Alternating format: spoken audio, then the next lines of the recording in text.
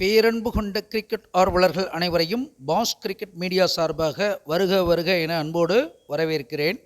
நாம் கடந்த T20 போட்டி 2024 நாம் கணித்தது மொத்தத்தில் 90% வெற்றி அடைந்திருந்தோம் அப்படிங்கிறத தெரிவித்துக்கொள்கிறேன்.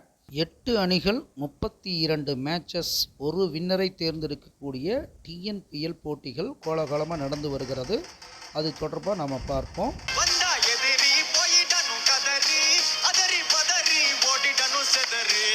கடந்த 2 நாட்களாக நாம் வெளியூர் சென்றிருந்ததுனால ஒரு மீட்டிங் விஷயமாக 2 போட்டிகள் 15, 16வது மேட்ச்சு நம்ம போடலை.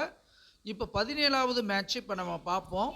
சேலம் மற்றும் சென்னை அணிகளுக்கு இடையிலான போட்டி கோயம்புத்தூரில் நடக்குது. இது கோயம்புத்தூரில் கடைசி போட்டி.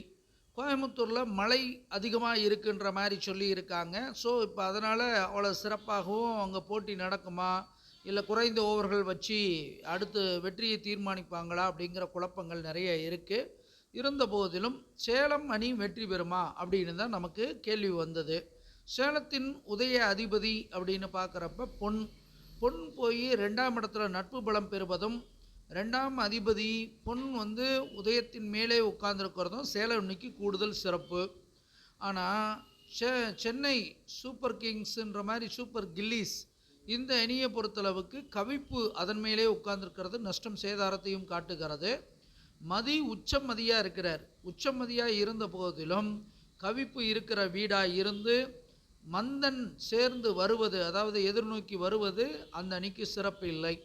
லாபஸ்தானத்தை பொறுத்தளவுக்கு சேலத்துடைய லாபஸ்தானத்தில் மால் உச்சம் பெறுவது வெற்றி வாய்ப்புக்கு சிறப்பு என்றும், அதே சமயத்தில் சென்னையை பொறுத்தளவுக்கு லாபஸ்தானத்தில் பாம்பு இருக்கிறது அவ்வளோ சிறப்பான அமைப்பு இல்லைங்கிறதும் நம்ம இதன் மூலமாக தெளிவாக தெரிஞ்சுக்க முடியுது.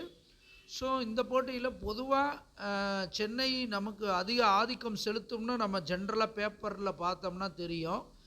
மொத்தத்தில் பேப்பரில் மட்டும் இல்லாமல் களத்துலையும் இறங்கி சிறப்பாக செயல்பட்டு சேலம் அணி இந்த போட்டியில் வெற்றி வாய்ப்பு தக்க வைக்கிறதுக்கு அதிக வாய்ப்பு இருக்குது. அனுமானிப்பது நாமாக இருந்தாலும் தீர்மானிப்போன் இறைவன் ஒருவனை என்று கூறிக்கொண்டு விடைபெறுகிறேன். நன்றி, வணக்கம்.